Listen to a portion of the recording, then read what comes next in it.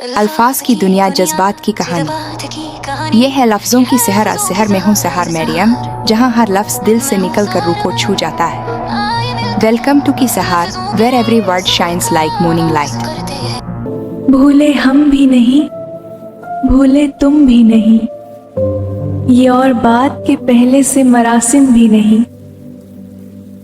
अल्लाह अरसा दराज बाद जो गुफ्तगू हुई लगा यूं कि पहले सा तकल्लुम भी नहीं।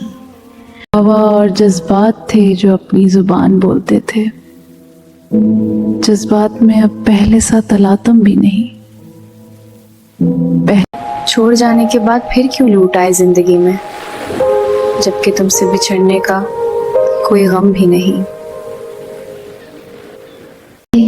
जिससे मोहब्बत हुई थी वो कोई और शख्स था, शक्लो सूरत सही वही, मगर वो तुम नहीं हो। सहर का उजाला कि जिससे सहर थी उधर था एक शख्स वो, मगर तुम नहीं।